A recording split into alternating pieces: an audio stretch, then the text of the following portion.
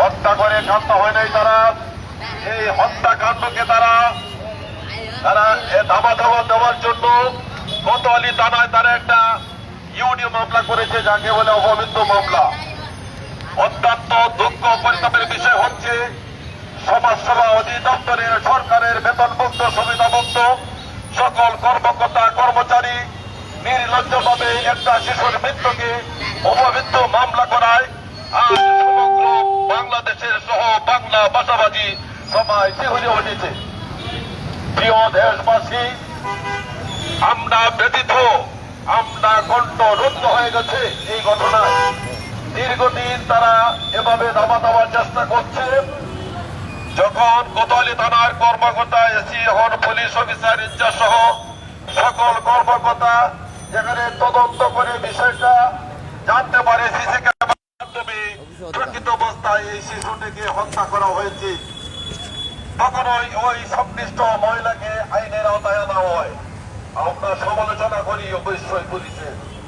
আজকের এই ঘটনায় আমরা পুলিশ শুধু কোতোয়ালি থানা নয়, সমগ্র পুলিশ ডিপার্টমেন্টকে আমরা ধন্যবাদ জানাচ্ছি, আমরা অভিনন্দন জানাচ্ছি যে পুলিশের পেশাগত সুষ্ঠুভাবে দায়িত্ব পালন করার জন্য সাধারণ নাগরিক সহ আমরা যারা মানবাধিকার কর্মী, সাংবাদিক, আমরা সবাই সর্বাত্মক সহায়তা করব।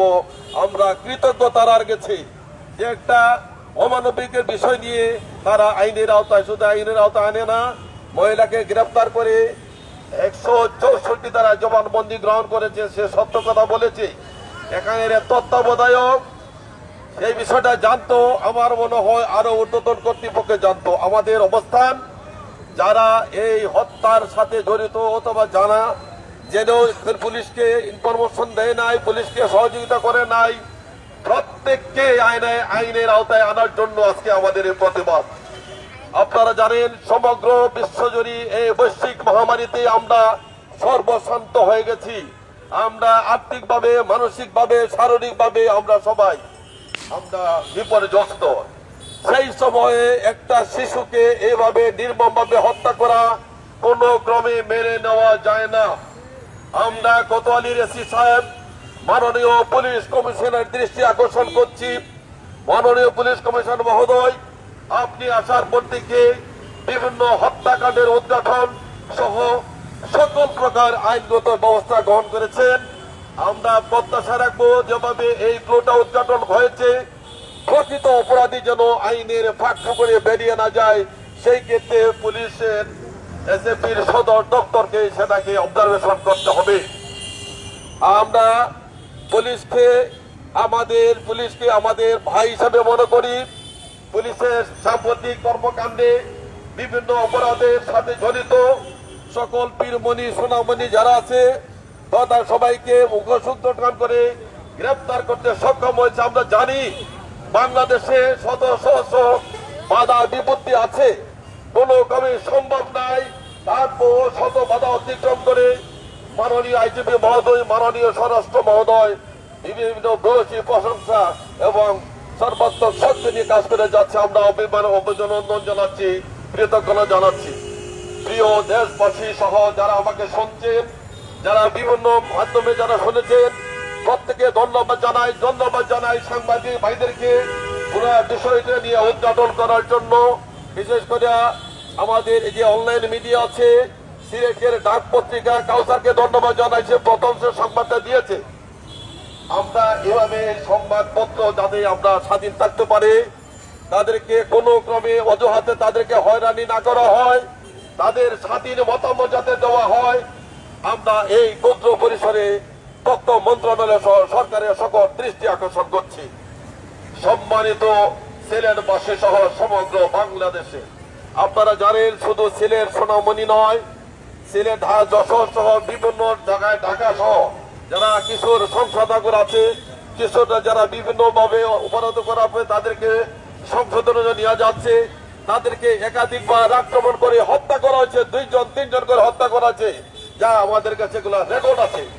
সরকারের যখন একজন চাকরি নিয়োগ দেবে, একজনের কোটার বিরুদ্ধে শত শত মানুষ অবস্থান নেয় তাদের চাকরি করার জন্য।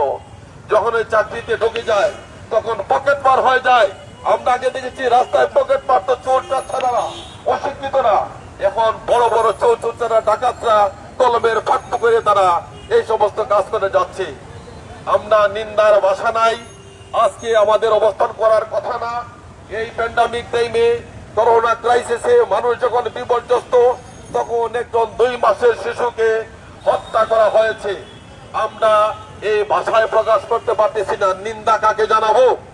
সমাজসেবা অধিদপ্তরের যে দিদি আছে, অত্যন্ত আমার পরিচিত, আমার এলাকার মানুষ।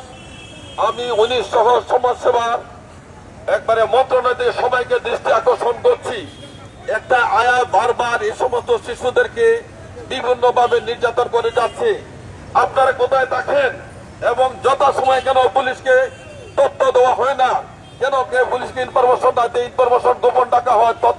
হত্যার ঘটনা ইউনিয়ন মামলা করা হয়েছে, আপনাদের পরামর্শ করা হয়েছে। তা না হইলে এই আয়া ক্ষমতা নেয় মামলা করার জন্য। এই অপবিত্র মামলাটা যারা করেছে বা যারা করাইছে, আমার অনুরোধ থাকবে পুলিশ কর্মকর্তা, সংশ্লিষ্ট পুলিশ তদন্ত কর্মকর্তা সহ মাননীয় পুলিশ কমিশনার মহোদয়, যারা এটার সাথে যে বা যারা জড়িত, যে যত বড় হাত থাকুক না কেন, এই শিশু হত্যার বিষয়ে যেন কোনো ব্যাপারে কম্প্রোমাইজ করা না হয়। আমরা মানবাধিকার কর্মীরা শুধু এ ব্যাপারে শত শত মানুষ আমাকে ফোন করেছেন যে ভাই এই ব্যাপারে আপনার বলে আমরা তো একমাত্র প্রতিবাদ জানাইছে মানববন্ধন করে। তারপরে সাংবাদিক ভাইরাদের দৃষ্টি আকর্ষণ করছি, আমরা প্রতিটা স্পর্শকাতর বিষয়ে যেভাবে আপনারা উদ্যোগ গ্রহণ করেছেন, আপনারা তেমনি ভাবে এই ঘটনাটা আপনারা পর্যবেক্ষণ করেন। কোনো যেমন আইনের ফাঁক পুকুরে কোনো যেন এই শিক্ষক শয়তান যেন বাড়িয়ে নিয়ে যেতে পারে। প্রিয় দেশবাসী, আজকে আমাদের এখানে দাঁড়ানোর কথা না, দাঁড়াইছে শুধু বিবেকের ধারণায়। এই শিশু সন্তান আপনার হতে পারে, আমার হতে পারে, আপনার ভাই ভাতিজা হতে পারে। ধরে নেন 2 মাসের শিশু সন্তান, কেন তাকে হত্যা করা হবে? শিশুরা সুলভ, তারা কান্নাকাটি করবে, খেলাধুলা করবে। তাদের তত্ত্বাবধান করার জন্য, তাদেরকে চর্চা করার জন্য এই আয়া সহ যারা এই কর্মকর্তা আছেন, সমাজসেবা অধিদপ্তরের সোনামণি নিবাসে যারা আছেন, প্রত্যেককে সরকারের কোষাগার থেকে টাকা দিচ্ছেন। এখানে 1 টাকা কম হলে তাদের প্রতিবাদ করতেছে। সেই মুহূর্তে আপনারা এই একটা শিশুকে হত্যা করার পর আপনারা উপমৃত্যু মামলা করলেন। আপনাদের উদ্দেশ্য কি এর আগে আরো কোন শিশু হত্যা হয়েছে কিনা এই বিষয়টা আমি সংশ্লিষ্ট কর্মকর্তাকে দৃষ্টি আকর্ষণ করছি। এখানে পেশাগত দায়িত্ব সকল শ্রেণী পেশার সাংবাদিক, মিডিয়া, যাই সোশ্যাল সমাজে যারা আছেন, প্রত্যেককে আমি বিনীত আহ্বান জানাচ্ছি। আপনারা দেখেন এই সোনামণি নিবাসে আরো কত কর্ম করে থাকে। বিভিন্ন ভাবে আমরা এই যারা সংশোধন করে থাকেন, কিশোরদেরকে বিভিন্ন ভাবে যৌন হয়রানি করা হচ্ছে। তারকে খাবার দাবার পাচ্ছে না, কথা বলতে গিয়ে তাদের উপর নেমে আসে অমানবিক নির্যাতন। সেই ক্ষেত্রে অনেকে নিহত হয়েছেন। আপনারা জানেন 2019-2020 সালে যশোর সহ ঢাকা বিভিন্ন ভাবে কিশোর কিশোরীদেরকে নানাভাবে হয়রানি করা হচ্ছে। তাদের খাবার দাবার অপ্রতুল, বিভিন্ন নিয়মের কারণে আজ সমাজসেবা, যেখানে মানুষের সমাজের সেবা করার কথা, সেই সমাজসেবা আজকে কোন অবস্থায় দাঁড়িয়েছে। সেই ক্ষেত্রে এই শোকাবহ মাসে আমি মাননীয় প্রধানমন্ত্রীর কাছে আমরা দৃষ্টি আকর্ষণ করছি, সমাজসেবা অফিস তথা মন্ত্রণালয়কে ঢেলে সাজাতে হবে। সরকারের টাকা নিয়ে তারা তামসা করতেছে, সরকারের টাকা নিয়ে তারা শিশুদেরকে খাবার না দিকে হত্যা করতেছে, তারা মানুষকে মানুষ মনে করতেছে না। যারা সমাজের সেবা করবে, মানুষের পাশে দাঁড়াবে, মানুষের প্রতিবন্ধীদের পাশে দাঁড়াবে, শিশুর কিশোরীদেরকে সরকারের বিধি মোতাবেক তাদেরকে সকল ধরনের সহায়তা করবে, সেই ক্ষেত্রে তারা প্রত্যেকটা যে নিয়ম নীতি ভঙ্গ করে আজ তারা হত্যার মতন একটা জঘন্য কাজ করে এটাকে দামা চাপা দেওয়ার চেষ্টা করতেছে। তারই প্রতিবাদে আজকে আমাদের মানববন্ধন অবস্থান। আমরা জানি তাহলে অনেকের গাত্রদাহ হইতেছে। আমরা কেন মানববন্ধন করলাম? আমরা বাঙালি বীরের জাতি, আমাদের যুদ্ধ চলবে, আমাদের যুদ্ধ চলবে যারা হত্যাকারীর বিরুদ্ধে। সম্মানিত বিয়ার, আমরা মানববন্ধন আমরা করেছি, আপনারা জানেন। আপনারা যে যেখানে আছেন সবাই সম্মিলিত প্রয়াসে আপনার ফেসবুক সবাই শেয়ার করেন, সমগ্র জাতিকে আপনারা জাগ্রত করেন। বিশেষ করে আমি সাংবাদিক ভাইদের দৃষ্টি আকর্ষণ করছি, আজকের এই অবস্থানটা আপনারা সুন্দরভাবে তুলে ধরেন। আমরা প্রত্যাশা রাখবো এই অবস্থানটা আপনারা ভাইরাল করে দেবেন এবং যাতে সবার সময় যাতে এখানে এখানে যারা আছেন প্রিয় সাংবাদিক ভাইরা, এখানে আমি অনেকের নাম বলতে পারবো না, বাংলা ভিউ আছে, তারপরে সিলেট প্লাস আছে, আর কি আছে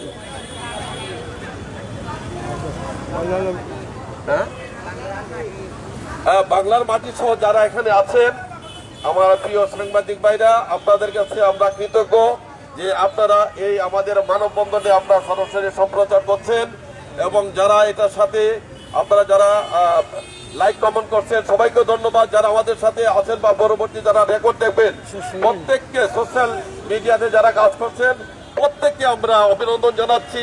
আপনারা এই অনিয়ম, হত্যাকাণ্ড, দুর্নীতির বিরুদ্ধে আপনারা ভূমিকা রাখেন, দেখবেন আস্তে আস্তে এক সময় দুর্নীতি কমে আসবে। পরিশেষে আমি এই শোকাবহ মাসে যারা বঙ্গবন্ধু সহ যারা সপরিবারে নির্মমভাবে নিহত হয়েছিলেন সবের রুহের মাগফিরাত কামনা করছি এবং যারা তার পরিবারের প্রতি সমবেদনা জানাচ্ছি। আমি আবার যারা সংশ্লিষ্ট এই মহলে যারা আছেন প্রত্যেকে বিনীত আহ্বান জানাচ্ছি যাতে এই হত্যাকাণ্ডের পিছনে, এটা তো তার সাথে কোনো রাগ অনারাগ বিরাগ নাই, বাচ্চা কান্নাকাটি করছে, তাকে হত্যা করেছে, এটা যথাযথ কর্তৃপক্ষে জানানো উচিত ছিল সংশ্লিষ্ট পুলিশকে না জানিয়ে এটাকে অপমৃত্যু মামলা করে হত্যাটা ঢাকার একটা বিরাট অপরাধ করেছে, এতে হত্যাকারীকে সহায়তা করা হয়েছে।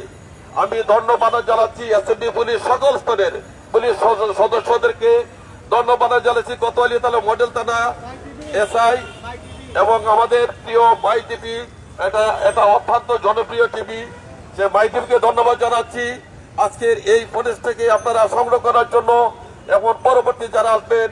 এবং আমি সর্বশেষ রাব্বুল আলামিনের প্রার্থনা করছি আমাদের এই করোনা ভাইরাস যেন সবাই আমরা পরিত্রাণ পাই এবং সবাই যেন স্বাস্থ্যবিধি মেনে চলি।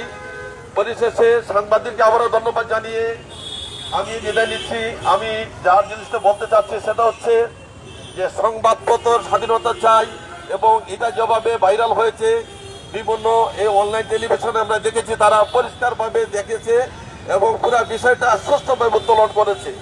পাশাপাশি সিলেটের ডাকের কাউন্সিলর সহ সবাইকে ধন্যবাদ জানাচ্ছি। এই বলে আমি আমার বক্তব্য শেষ করছি।